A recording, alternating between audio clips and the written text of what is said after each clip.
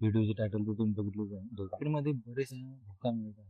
त्यामध्ये मेनली कारण हे युद्धाचं आहे. युद्धामध्ये बरेचसे न्यूज असे येत आहेत की त्या आपल्याला कळत नाही की कोणत्या देशाने जावं कोणत्या देशाने सोडावं. आता रिसेंटली ट्रम्प त्यांनी खेळता खेळता सांगितलं होतं आम्ही 2-3 दिवसामध्ये किंवा या वीकमध्ये ही लढाई जी होती. त्याच्यानंतर इराणचे स्टेटमेंट येते नाही ट्रम्प त्या कोणी थांबवणार तर आम्ही किंवा नाही थांबवायचं हे आम्ही ठरवू. त्याच्या परत नंतर त्यांनी उत्तर दिले इराण छोटे मोठ्या गोष्टी करण्याच्या प्रयत्नात राहू नका.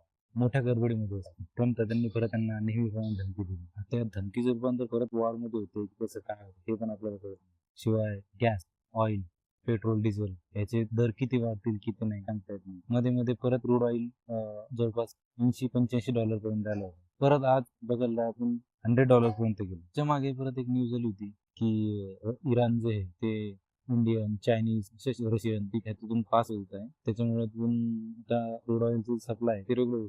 परत त्याच्यामध्ये परत यूज झाला स्टेट ऑफ हॉर्मझ मधून आपली शिप क्रॉस करत होती तर त्या शिपला सुद्धा इराणने उडवलेलं आहे.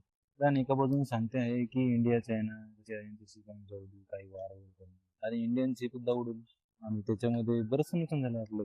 त्याच्यानंतर परत न्यूज येत आहे जयशंकर साहेब ते इराणच्या अधिकाऱ्यांसोबत बोलत आहे शिप मधून सुरक्षित बाहेर काढण्यासाठी वगैरे. अजून ते काही त्याला पूर्णत्व गेलेलं नाही डिस्कशन चालू हे पूर्ण होतंय नाही होत त्याची पण गॅरंटी नाही. SBI ने न्यूज दिली होती आपलं इन्फ्लेशन खूप वाढू शकतो बरंचसा पैसा त्यासाठी खर्च करायला लागत आहे. बॅड न्यूज त्याच्यावरती पण मार्केट सगळं परत हे वारचे जे अपडेट येतात त्याच्यावरती मार्केट दुसरं होतं. पॉझिटिव्ह न्यूज ह्या चालतच नाही. पॉझिटिव्ह जसे जसे येणं चालू होतील तसं थोडं थोडं मार्केट रिकवर होणं सुरू होईल परंतु पॉझिटिव्ह न्यूज हा येतच नाही. आता पुतीन यांनी सुद्धा एक अपडेट दिलं होतं की तेही गल्फ कंट्रीला ऑइल वगैरे देणार नाही. त्याच्यावरती परत एक इन्फ्लेशनचा धोका निर्माण झाला. तिकडे झाला काय आपल्याकडे येणारच आहे. आपल्याला ते सध्या देत आहे परंतु पुढे मागे चालून काय होईल सांगता येत नाही आणि आपल्याला जे देत आहे ते काय प्रीमियमला पोहोचवायचं असं ते डिस्काउंट वगैरे नाही आता आपल्याला पण ते महागच पडते. इराणने आता रिसेंटली एक अपडेट म्हणून दिलेलं आहे की आम्ही वार थांबवू शकतो परंतु आमच्या 3 शर्त आहे. त्या शर्त कोणत्या आहे त्या आपण ते करू.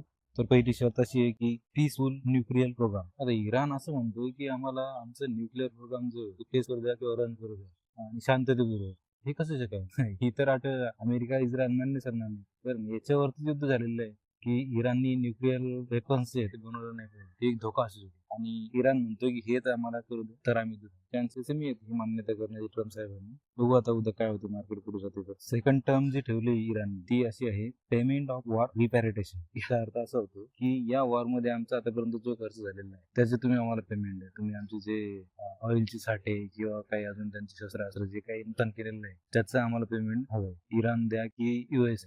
आता ही पण कंडिशन अशी आहे की शक्यता खूप आहे की ही नाकारणार US नाही ऍग्री करणार. थर्ड वाली बघू आता काय तर इंटरनॅशनल गॅरंटी. याचा अर्थ असा होतो की भविष्यामध्ये आमच्यावरती परत अटॅक होणार नाही इस्रायल किंवा अमेरिका वगैरे यांच्यावर. आता ह्याची पण गॅरंटी ते देऊ शकत नाही आपण जाणून बुजून आहात कधी पलटे काय सांगते नाही. त्यामध्ये ट्रम्प तर त्यांचे तर कधी कधी युटर्न सकाळी एक संध्याकाळी वेग असतात. शक्यता नाहीये की हे मान्य करतील. तरी बघू आता काय होते. अशा प्रकारच्या 3 कंडिशन इराणने ठेवलेल्या आहे ऑफिशियली. त्यांचं म्हणणं आहे हे आमच्या 3 गोष्टी ऐका तुम्ही त्यानंतर आम्ही ही वॉर. अशा प्रकारच्या 3 कंडिशन इराणने समोर ठेवलेल्या आहेत आणि वरून सांगितलेलं आहे जर ह्या आमच्या 3 कंडिशन मान्य नाही केल्या तर स्टेट ऑफ हॉर्मझ जिथनं ऑइल वगैरे पास होत तिथनं आम्ही 1 लिटर ही ऑइल जाऊ देणार नाही. त्याच्यावरती युद्ध होणार आणि तिथनं 1 लिटर ही ऑइल जाणार नाही. त्याच्यामुळे बऱ्याचशा इकॉनॉमी खोलात होती. तरी बघू आता समोर काय होतं. इराणने सांगितलेलं आहे एका ऑइलच्या डब्यासाठी $200 द्यावे लागले. जर $200 द्यावे लागले तर काय इकॉनॉमीचं हालत होईल. SBI चा रिपोर्ट आलेला होता त्यामध्ये आपण डिस्कस केलेलं होतं. याचा परिणाम ह्या स्पष्टपणे दिसायला सुरू झालेला आहे. आज तुम्ही ऑनलाईन चेक करा फ्लिपकार्ट अमेझॉन या ठिकाणी तुम्हाला जे घरामध्ये इंडेक्स नसतात लाईटवरती चालणार हे अवेलेबल नाही म्हणजे नाहीतच डिलिव्हरीसाठी.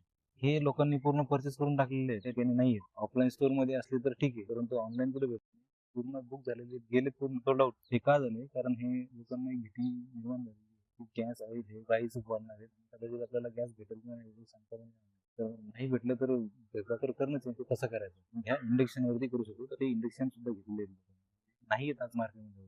इथपर्यंत परिस्थिती गेली सध्या तरी अजून हे $200 जायचं राहिलं जर तिथपर्यंत गेलं तर कसं होईल. इराण ही फक्त धमकी देत नाही ना त्यांनी ऍक्च्युअल परिस्थिती केलेली आहे. सकाळीच आपली एक इंडियन शिप उडवलेली होती त्याच्यानंतर परत 3 शिप उडवलेल्या आहेत.